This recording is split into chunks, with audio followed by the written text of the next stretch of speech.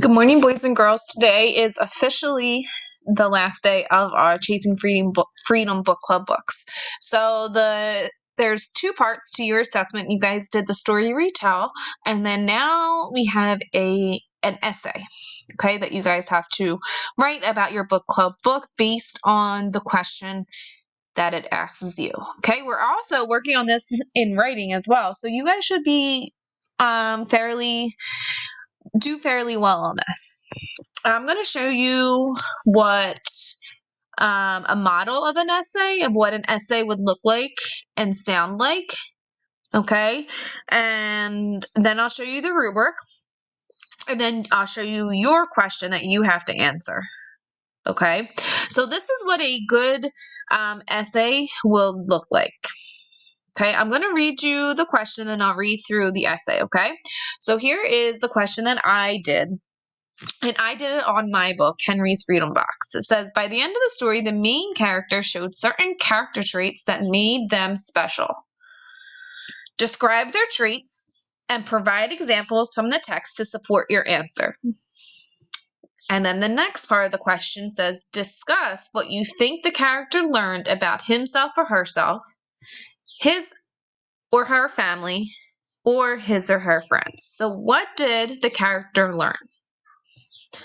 Okay, they are the questions. Now remember, when we see a question like this, we have to make sure that we answer all parts of our question. So the first bullet is a question. The second one is another question that we have to answer.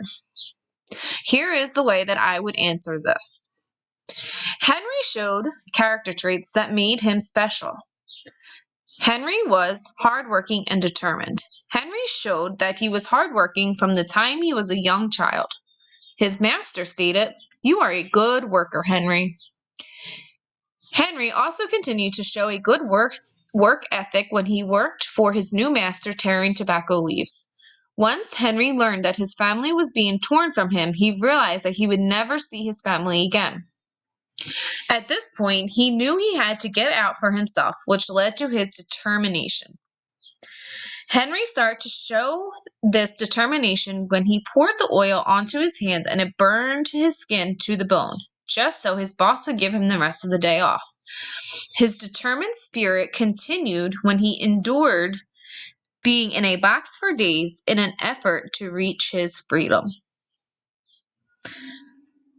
Okay, so that paragraph answers our first question. Describe their traits and provide examples from the text to support your answer. So now in this book, Henry had more than one character trait, right? So I explained both of his character traits and then I gave evidence from the text. Okay, if you notice, I have an opening that introduces the reader to what I'm going to be talking about. Okay, so Henry showed character traits that made him special. That is the opening. That's what I'm talking about. Then I wrote down the two character traits. Henry was hardworking and determined. And then I wrote some examples of how he was hardworking. And then I wrote examples of how he was determined. If you notice, this is very organized. Okay, it starts off with my intro, and then I explain the two character traits, and then I first discuss one character trait, and then I discuss the next one. Okay, and it is very organized. So again, too, with this, you want to make sure maybe that you have a plan first. How are you going to answer your question? Write out a plan, and then you can write out your answer. Writing a plan before we write our answer, something we have been working on in the classroom. All right, so that first one's answered. Now let's see, I'm not finished. Discuss what you think the character learned about himself or herself, his or her family, or his or her friends. So Henry learned through this experience that with a determined outlook that you can accomplish whatever it is that you want to do. For example, Henry longed for freedom, and eventually he was able to reach freedom, even though it was an extremely challenging and painful journey. For these reasons, Henry's determination and hard work made him an unforgettable character. Okay, what do you notice about that paragraph?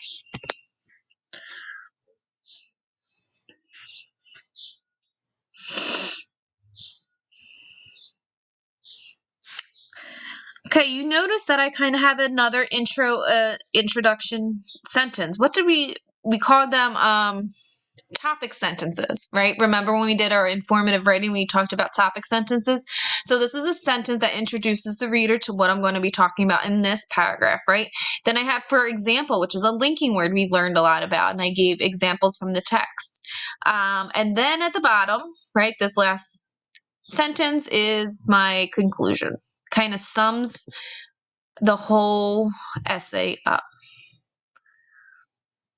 Okay, what I'm going to actually do is I'm going to have this in a Google Doc with your materials so that you can use this to look at when you're writing your essay to make sure, you know, that you answered all parts of your questions. And this could be a good model for you to look at. The next thing I'm going to show you is the rubric.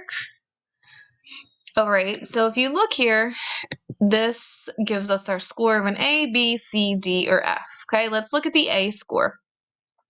It says the student has clearly demonstrated an understanding of the text, answers all parts of the question, and provides detailed examples from the text to support the answer. The response is written in a clear and organized manner. Okay, so that would be an A. You really understood, you answered all parts of the question, you have detailed examples, and it's clear and organized. That would be just like the one that Mrs. Rhodes wrote. That would be an A. Okay. A B is the student has demonstrated an understanding of the text, answers all parts of the question, and provides examples with some detail to support the answer. So maybe you have a little bit of detail, but you don't have a lot of details. So you have some detail. The response is written in a clear manner. And notice the difference. This A is that it's very organized. The B just says it's very clear. Okay, so if your work is maybe not very organized, and like I said, you don't answer, well, you answer all parts of the question, and there's just little detail, that would be a B. C, the student may respond to all parts of the question, but may demonstrate only a partial understanding of the text. Okay, so maybe you answered all parts, but you didn't answer them correctly, right? That means that you have a partial understanding. You didn't really understand. Examples are present, but with little or no explanation that supports the answer. The student may use text incorrectly or with limited success, resulting in an inconsistent or flawed explanation. Some parts of the response may be difficult to understand. Okay, so this is a C is kind of you didn't really answer the questions correctly. I can tell you understood a little bit, but you didn't fully understand the question and you didn't answer it correctly. Okay, and this is kind of like that. The C range is like, okay, you understood part of it, but you didn't really understand all of it. Okay, if that makes sense. D is the student's response lacks coherence and demonstrates minimal understanding of the text. The response does not complete the requirements and provides only a vague reference to or no use of the text. So a D is if you did not use any text evidence, it shows your answer that you didn't understand the question or you didn't understand your book. And it doesn't complete the requirements. That means maybe you only answered one part of the question. So that would kind of get you a D. So say if you didn't answer all parts of the question, you would be in the C-D range. Okay, so make sure you answer all parts of the question. And then F, student had made little or no attempt to respond, or the response is completely off topic. Okay, I think that's pretty self-explanatory. So this is your rubric that I will be grading your essay on. Remember that this is what an A response would look like. Okay, it's very clear, it's very organized, topic sentences, opening, closing, a lot of details, evidence from the text, and answering both questions, okay? All right. So with that being said, now I'm going to go into your question that you're going to answer.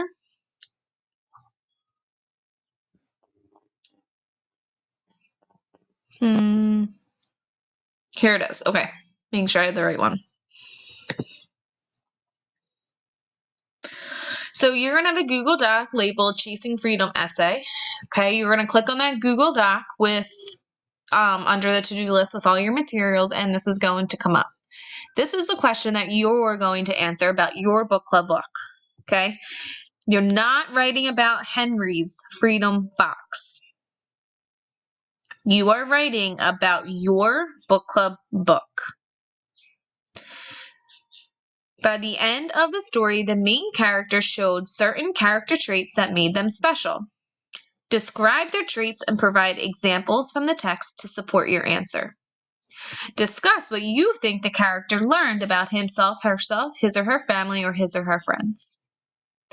This looks very familiar. Woo, I spelled that wrong. Start typing here, right? So remember how we do that. We backspace to the star, and then we start typing. Okay? So then you have to type here your answer to this question. This question is the same one that Mrs. Rhodes used with her book club book of Henry's Freedom Box. So now you're going to complete this essay on your book club book. Okay? Let me think. Try to, you can use the book to help you. If before you even get started, if you want to make a plan first, grab a piece of paper and write down how you're going to answer this question so that it's organized. Again, this is something that I do want you to do on your own to see, so Miss Rhodes can see, what you have learned. Okay. All right, so this is it, the end of our book club book. Again, I get really excited because all the strategies that we have been learning are all coming together for reading, for writing. Okay, they're kind of meshing together, which is great. All right, talk soon, bye.